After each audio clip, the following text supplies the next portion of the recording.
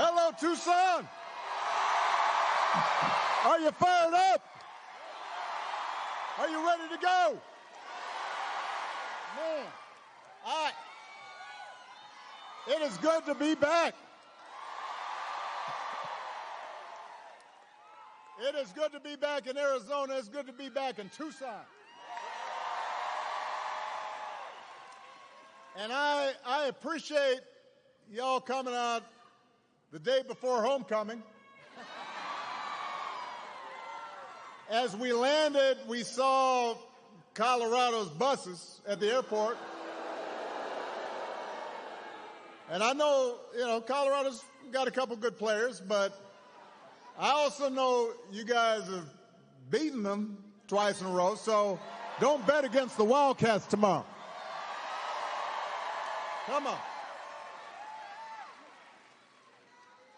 I love you back. But I am not here just to talk about football. I am here to ask you to vote for my friend and your outstanding Congressman, Raul Grijalva. For your next member of Congress from the 6th District, Kirsten Engel. For your outstanding next United States Senator, Ruben Gallego.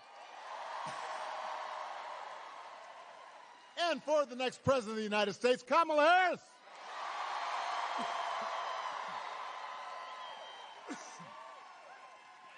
Now, before I get going, you guys have to forgive me, because let's face it, I'm a little out of practice. So I got a little something in my throat. But that's okay, because what I have to say is going to make so much sense that even if I'm coughing a little bit, I think you're still going to catch what I'm saying here. Because here in Arizona, voting has already started. You can vote early or return your mail ballot today. There's no reason to delay. What you waiting for? And of course, you can vote at your polling place on Election Day, November 5th. Si se puede, just remember to bring your photo ID.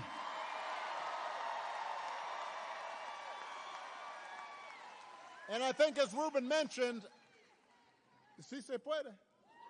But as Ruben mentioned, you need to make a plan. And if you've got any confusion, any uncertainty about what your plan is to vote, then you go to iwillvote.com/AZ. And then once you've got a plan, then you've got to make sure your friends and family make a plan to vote too. Because together we've got a chance to choose a new generation of leadership in this country and start building a better and stronger and fairer and more hopeful America. Now, we know this election is going to be tight. And it's going to be tight because a lot of Americans are struggling right now. As a country, we've been through a lot over the last few years. We've had a historic pandemic that wreaked havoc on communities and businesses. Disruptions from the pandemic then caused prices to spike, and that put a strain on family budgets. And in a lot of ways, it felt like the aspirations of working people have taken a back seat to the priorities of the rich and the powerful and the well-connected. So I understand why people are looking to shake things up. I get why sometimes folks are frustrated with politics. I'm sometimes frustrated with politics. So I get it. What I cannot understand is why anyone would think that Donald Trump will shake things up in a way that is good for you. That I don't understand. Because there is absolutely no evidence that this man thinks about anybody but himself. I've said it before. Donald Trump is a 78-year-old billionaire who has not stopped whining about his problems since he rode down that golden escalator 9 years ago.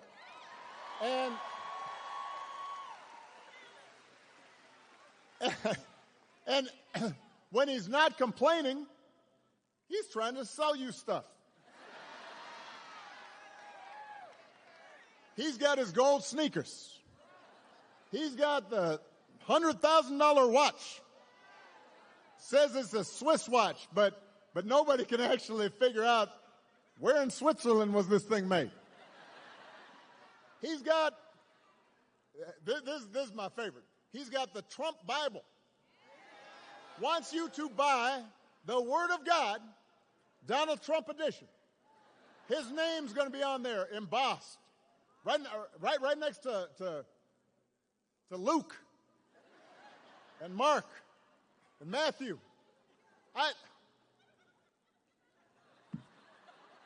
And by the way, I will give you one guess. You could not make this stuff up. Where these Bibles are made.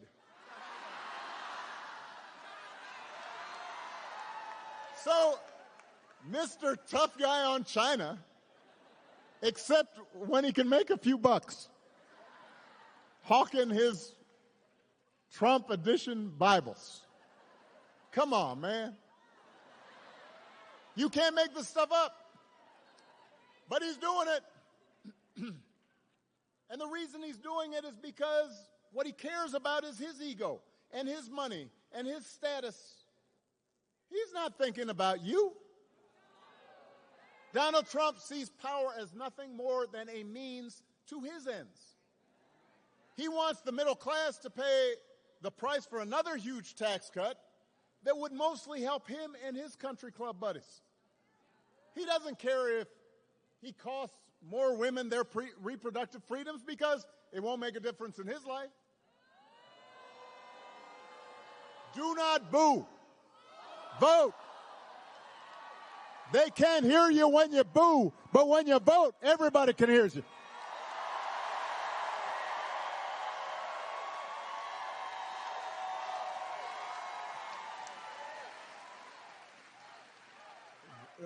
Vote.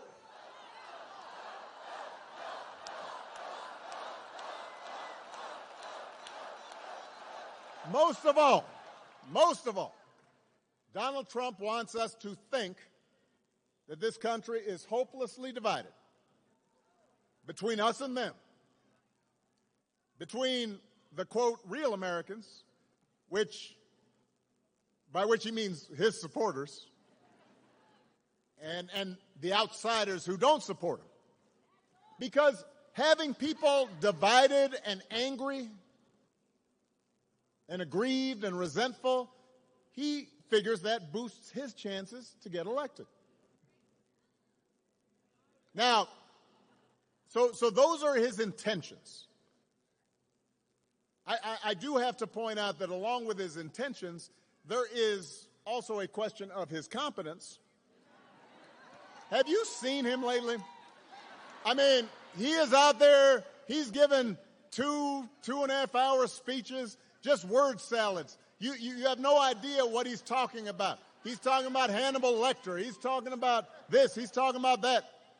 He held a town hall meeting where he just, let me explain, because I've done a lot of town hall meetings. The point of a town hall meeting is to take questions. He just decided, you know what, I'm going to stop taking questions, and then he's swaying to Ave Maria and YMCA for about half an hour. Folks are standing there not sure what's happening. Can you imagine if I did that? Can you imagine if Ruben did that right in the middle? Now, our playlist would probably be better. But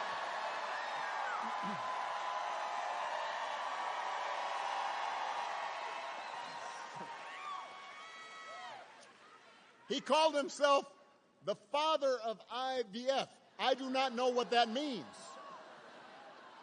You do not either. He said January 6th was a day of love. Do not boo. Vote. It made January 6th sound like it was Woodstock. You would be worried if your grandpa was acting like this. No, I'm not joking.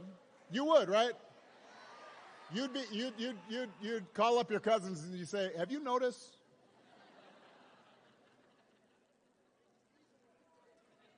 So imagine it coming from a guy who wants to be given unchecked power. Tucson, we do not need to see what an older, loonier Donald Trump looks like with no guardrails. We have had enough of arrogance and bumbling and bluster and division. America's ready to turn the page. We're ready for a better story. We are ready for a president, Kamala Harris.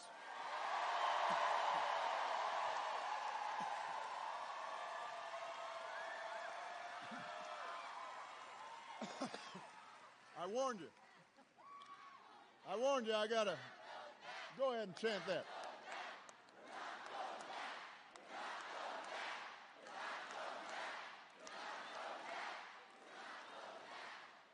And the good news is Kamala Harris is ready to do the job.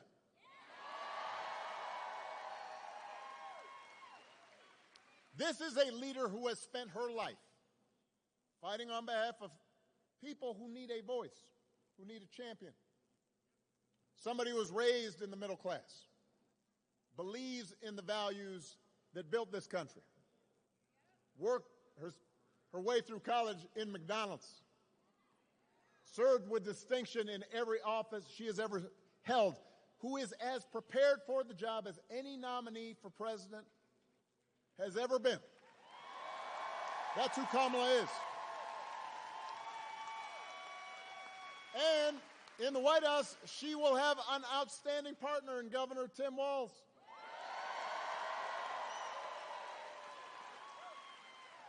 Love that dude. Tim's a veteran. He's a teacher. He's a coach. He's a hunter. Been a great governor, working with Democrats and Republicans to get stuff done.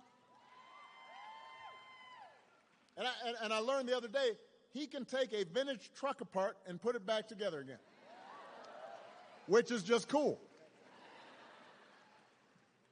You think Donald Trump can do that? For that matter, do you think Donald Trump has ever changed a tire in his life?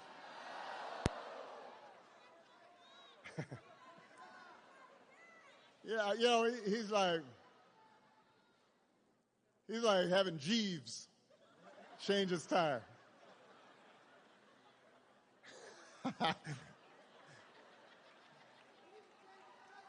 The point is, I was just picturing it. The point is, if you elect Kamala and Tim, they will not be focused on their problems. They will be focused on yours. They understand that too many folks, not just here in Arizona, but across the country, are still struggling to pay the bills. Even though wages are steadily growing, even though inflation's finally slowing, the price of everything, from healthcare to housing to groceries, it's still too high, and it hurts. So the question is not whether or not we need to do some things different. The question is, who's really going to do something about it? So what we need to do is to evaluate the plans of the respective candidates. Donald Trump's plan is to give another massive tax cut to billionaires and big corporations. Now, do not boo. Vote. I am going to break you of this habit. Now, some people, because, I'm having conversations around the country with folks as I go campaigning, and I'll hear some people say, well, I remember the economy when those first 2 years with Trump, they were pretty good. And I say, yeah, it was good. Because it was my economy that I gave to him.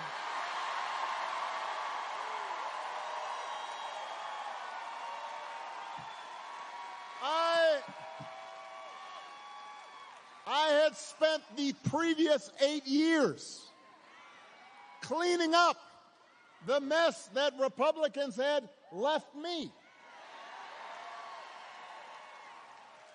So when I handed over the economy to Donald Trump, we had 75 straight months of job growth. And I said, here you go. And all he did with it was give a tax cut to people who did not need one. And drove up the deficit in the process. And now he wants to do it again.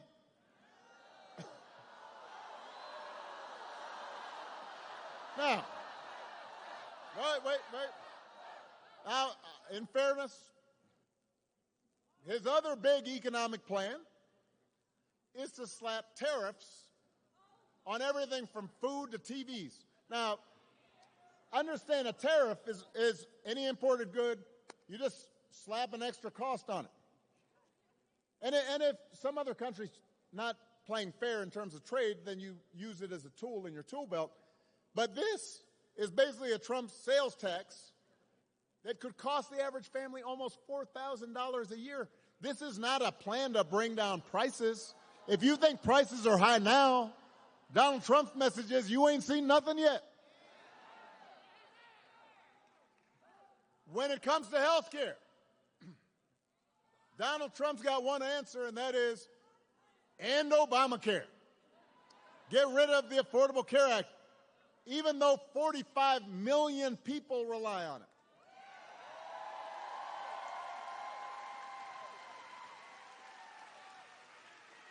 Couple of weeks ago, his running mate had the nerve, the chutzpah, to say that Donald Trump salvaged the Affordable Care Act.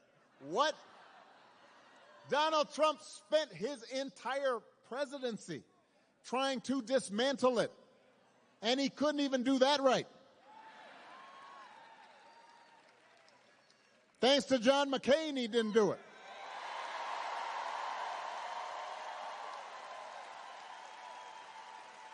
And now, 8 years after he was elected, after all the arguments against Obamacare have been proven to be wrong, and even folks who don't like me sure like that insurance, when he was asked about it, he said, well, I have a concept of a plan for how I might replace it. Now, I want you to think about that. Let's say your boss gives you an assignment,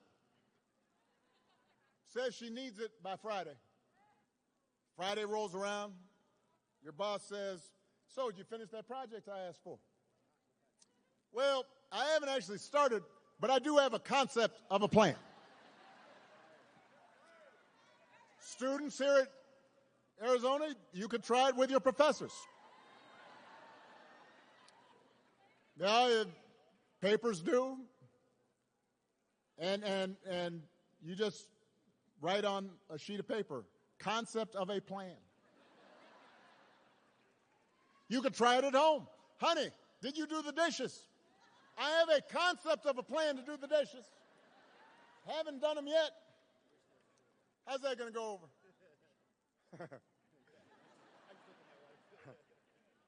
If it wouldn't work for you, why should it work for the President of the United States?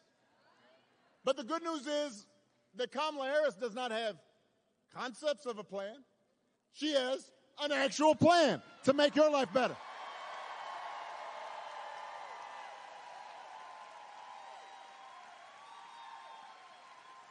So to bring down the cost of things like groceries, she'll go after corporations that are jacking up prices, just like she went after big banks and for-profit colleges when she was Attorney General in California. And believe me, when Kamala does, nobody's going to want to stand in her way. I've witnessed it. I remember after the home mortgage crisis, Kamala pushed me and my administration harder than any other Attorney General in the country to make sure homeowners got a fair settlement. And it didn't matter that I was a Democrat. She wasn't going to let anything stop her from winning as much relief as possible for the families who deserved it. That's who she is. That's the kind of president Kamala Harris will be.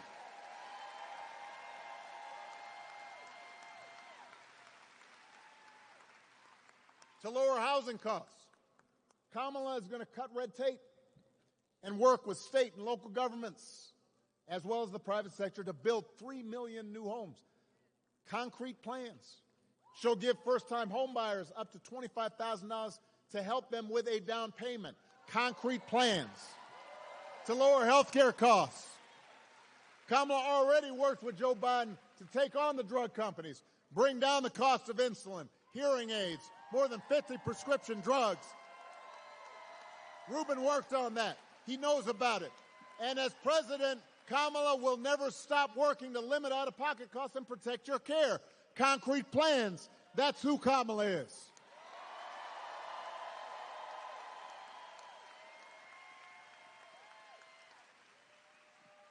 And instead of giving more tax cuts to billionaires and people who don't need them and raising prices on working families, Kamala's going to give a tax cut to 100 million middle-class and working people here in America. So, if you're a new parent, you could qualify for a $6,000 tax credit during the first year of your child's life. That will help because raising kids is hard. She wants to make it easier to afford stuff like a crib or a car seat or diapers. You think Donald Trump's ever changed the diaper?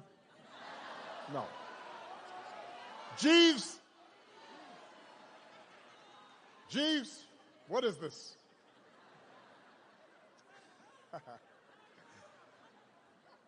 If you're starting a small business, Kamala Harris will give you a $50,000 tax credit to help you get it off the ground.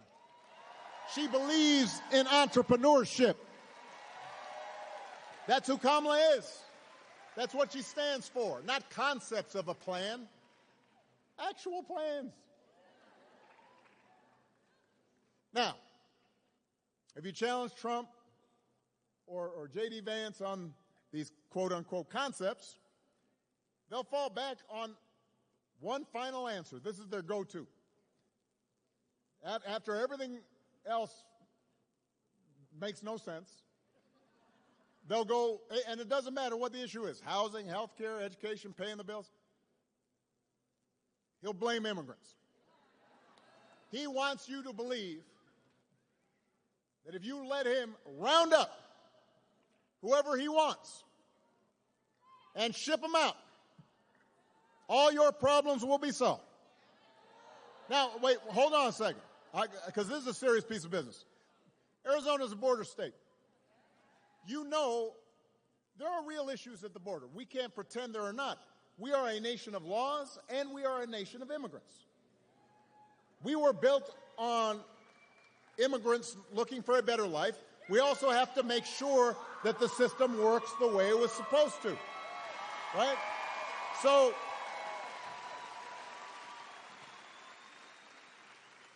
we have a real problem to solve.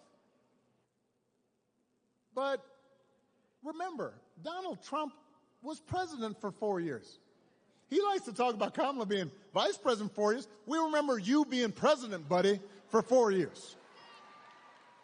And if rounding up and deporting millions of desperate people, many of them women and children, is the answer to everything, looks like we might need an EMT right in front here. Everybody bend your knees real quick.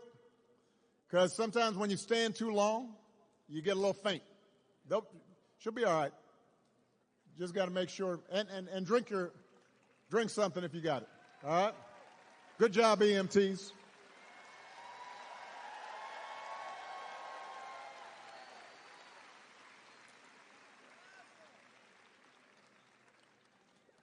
So the question is, why didn't he actually solve the problem when he was in power? Why was the number of undocumented immigrants basically the same when he left office as when he took office? I'll tell you why. Because he didn't have a real plan, and he still doesn't. What he had is talking points. What he had is a concept of a plan. And by the way, it was a mean and ugly concept.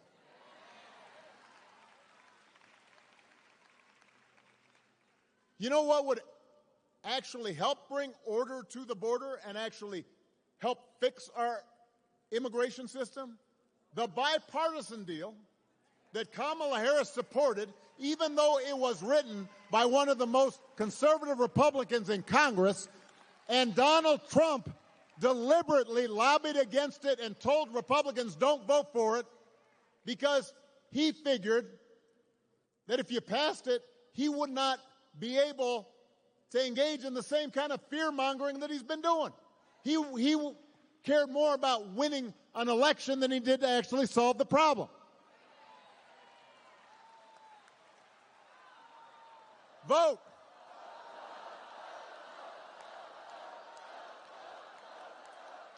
We do not need a president who's willing to make problems worse to make his politics better. We need a president who actually cares about solving problems, making your life better. That's what Kamala Harris will do. And that's why you got to vote. And to help her do it, she needs a Senate full of public servants like Ruben Gallego.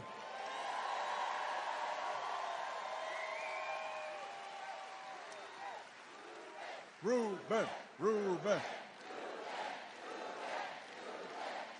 Keep going while I take my sip of water. Ruben. You heard Ruben speak a little bit about his life. Son of an immigrant, single mom. Growing up, he and his sisters didn't have much.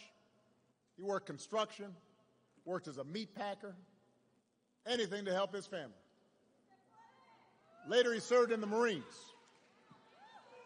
In Congress, he's proven that he will stand up to corporate price gouging and work to lower costs for families. Ruben's the kind of person we need in Washington. This is the kind of person who's going to help Kamala get stuff done. Folks who share our values and will do whatever they can to move the country forward.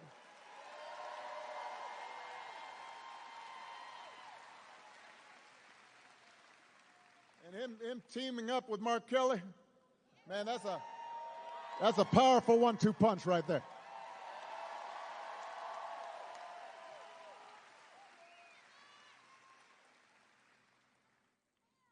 One of those values that Ruben shares and that's talked a lot about in the campaign is freedom. So I want to talk a little bit about that. I do not think we've ever had an election with candidates who understand freedom so differently. For Donald Trump and his cronies, freedom means that the powerful can do whatever they please. That's his definition of freedom. I want to fire workers for trying to organize a union. I should be free to do so. You know,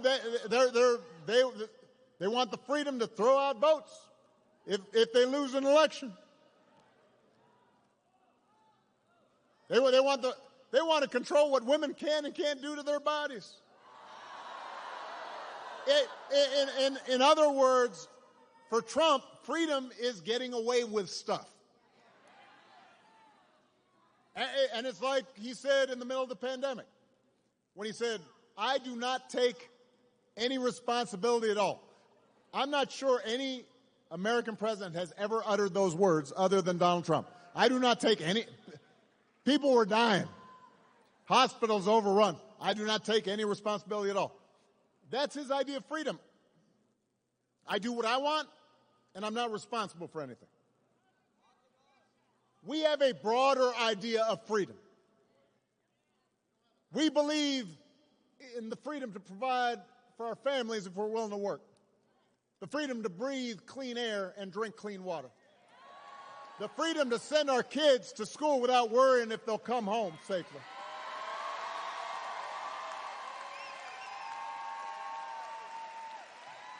We believe that true freedom gives each of us the right to make decisions about our own lives, how we worship, who we marry, what our family looks like. And we also believe that freedom requires us to recognize that other people have the freedom to make different choices. And it doesn't make them bad people. It doesn't make them evil people. It doesn't make them enemies of the state. I mean, I listen to some of the language that's being thrown around. Look, even on the most contentious issues, I've always said there are good people of conscience on both sides of the abortion divide. And I respect anybody whose faith tells them that it's not something that they would do, that they support. But if we believe in freedom, then we should at least agree that such a deeply personal decision should be made by the woman whose body is involved, not by politicians.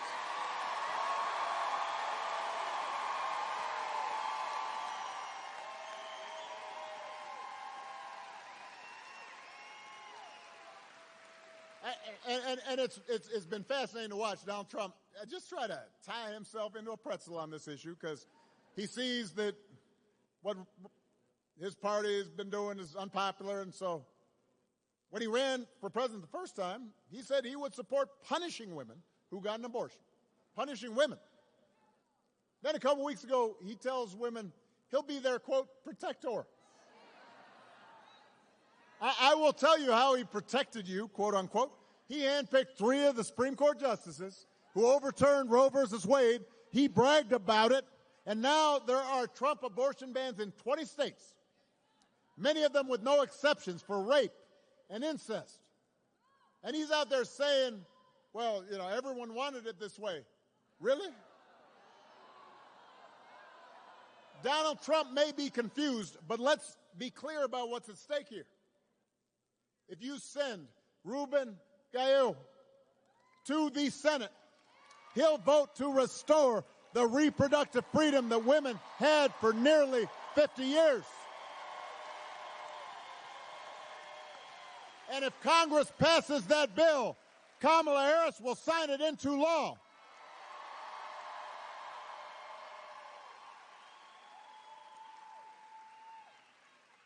Because they understand freedom is about being able to make the right choice for ourselves and our families. And here in Arizona, you don't even have to wait. Abortion's actually on the ballot right here.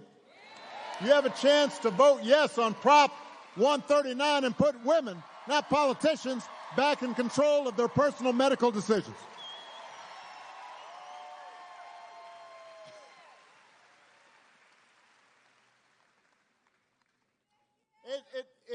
It's an example of how, at the end of the day, this election, it's not just about policies. It's not just about plans or concepts of a plan. It's about values. It's about who we are, how we treat each other, the example we want to set for our children and their children. It's about character.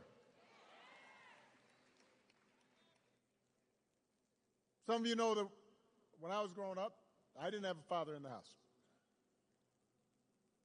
But I was lucky enough to have people around me.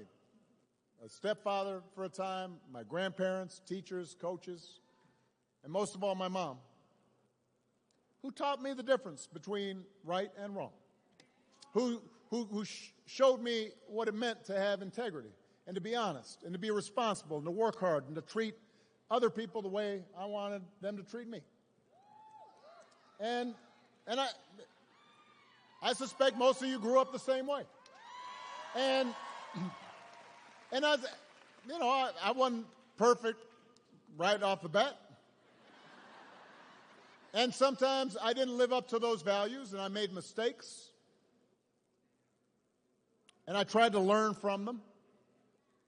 And then as I got older, I continued to benefit from people who reinforced those values. And obviously my wife, Michelle, was one of those people.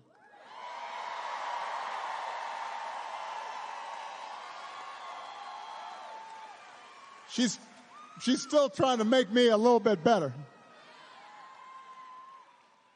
But it wasn't just Michelle. It was also friends and coworkers and neighbors.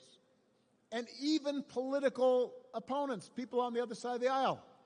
And I already mentioned it before, being here in Tucson, I'm thinking about my friend John McCain. Yeah, now, I don't want to over-romanticize our relationship. And, John was conservative, to put it mildly. Ran against me in 2008. Talked about me on the campaign trail. But you know what? He understood that some values transcend party. He believed in honest argument and hearing the views of other people. He didn't demonize his political opponents. You remember the time at the end of the campaign when a woman at one of his rallies said, Obama, you can't vote for that Arab. He's not even a citizen. And she started going on a rant, and he said, ma'am, hold on a second. I have a lot of disagreements with Senator Obama, but I serve with him. He's a good man. He's an honorable man. He's a patriotic American. Shut it down.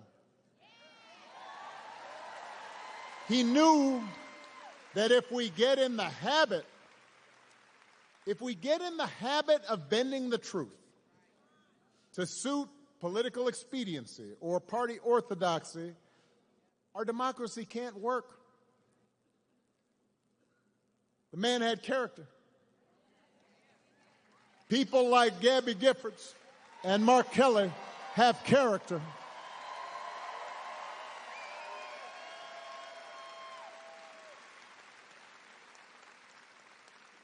Your governor has character. Your mayor has character. That's what I think about these days. I think about this a lot because it's so different from what we see right now out of the Republican nominee. And increasingly, the entire party has just decided it's okay. I mean, one of the most disturbing things about this election and Donald Trump's rise in politics is how we seem to have set aside the values that people like a John McCain stood for.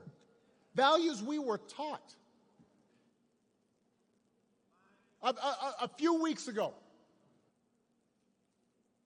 we had one of the deadliest hurricanes in American history. And President Biden and Vice President Harris were down in North Carolina meeting with local officials and comforting families. And meanwhile, Donald Trump and his running mate were making up stories, circulating stories about how the Biden administration was withholding aid and not giving it to Republican areas and giving it to undocumented immigrants, just making stuff up. And even Republicans on the ground said it was a bald-faced lie. And there were real consequences to this. The other day, a man was arrested for threatening FEMA workers, emergency relief workers, because he believed some of those lies that were being spread. This isn't harmless. Yet people some workers have been forced to relocate because they're worried about their safety. People who were just trying to help. And you're trying to exploit that? Folks at their most vulnerable? It is shameful. And because Donald Trump feels like making stuff up, you've got hard-working public servants who cannot do their jobs. And you've got desperate families being left to fend for themselves. Some of them are not even applying for aid they're eligible for because they've believed that, well, there's no point because I'm not going to get help. So my question is, when did that become okay? Look, no, just hold on a second. I really want to focus on this. No matter where you are on the issues, how could you go along with that? If your coworkers acted like that, they wouldn't be your coworkers for very long. If you had a family member who acted like that, just making stuff up, hurtful stuff, you might still love them, but you tell them you got a problem. And you certainly wouldn't put them in charge of anything. And yet when Donald Trump lies or cheats or bullies or shows utter disregard for our Constitution, when he calls service members like John McCain losers because they died in battle or were captured, when he calls fellow citizens vermin or the enemy within, people make excuses for it. They think it's okay, so long as their side wins. And I have to say, I've noticed this especially with some men who think Trump's behavior, the bullying and the putting people down and acting all, pretend tough guy, that somehow that's a sign of strength. I am here to tell you that is not what real strength is. Never has been. Real strength is about working hard and carrying a heavy load without complaining. Real strength is about taking responsibility for your actions and telling the truth even when it's inconvenient. Real strength is about helping people who need it and standing up for those who can't always stand up for themselves. That's what we should want for our daughters and our sons. That's what I want to see in the President of the United States of America.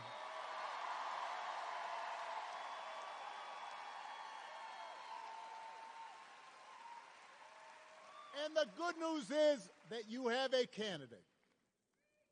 You have candidates to vote for in this election who demonstrate character, who know what real strength looks like, who will set a good example and will do the right thing and leave this country better than they found it. And that is the choice in this election.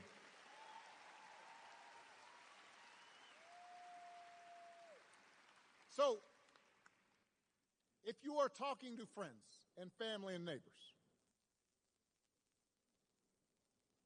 and it's hard to have political conversations right now. Sometimes families are getting divided. It's getting so intense. Friendships are broken off because of it. It shouldn't be that way. But Ruben and I were talking to a remarkable group of men right before we came out, and we were talking about this, and somebody said, man, I'm just so tired of everybody being divided and mean and nasty. And I said, well, we don't have to be that way. We can make arguments while still saying, I love you and I'm going to listen to you. But you need to have those conversations, though. If somebody says, well, I'm thinking about voting for Trump because I remember the economy being pretty good, remind them why it was good. If you say, well, I'm mad about higher prices, you say, well, hey, what is exactly Donald Trump's plan for higher prices? Just ask him. And if they don't, you tell them he's got concepts of a plan. And it don't make sense. If they're concerned about issues like immigration, ask them, Well, what do you think he's going to do? Because we know what he did the first time didn't work. You can have that conversation. And if after you've gone through that, and the folks who are unconvinced say, yeah, I don't know, I still like him, then I think you have to then say, yeah, but what about character?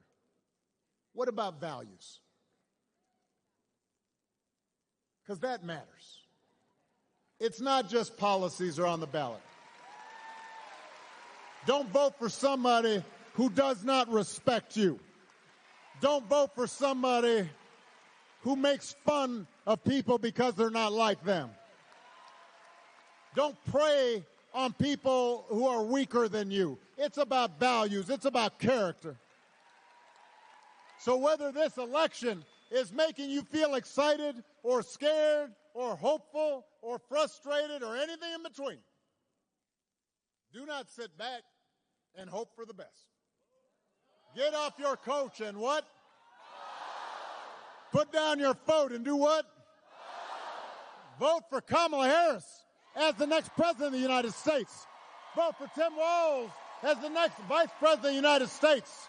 Vote for Ruben Gallego and this whole incredible Arizona Democratic ticket. Tell your friends and family members and neighbors to do the same. Because if enough of us make our voices heard, we will leave no doubt about the outcome of this election. We will leave no doubt about who we are and what America stands for. And together we will keep building a country that is more fair and more just and more equal and more free. That is our job. That's our responsibility. Tucson, let's go do it. Thank you. I love you. Bye-bye.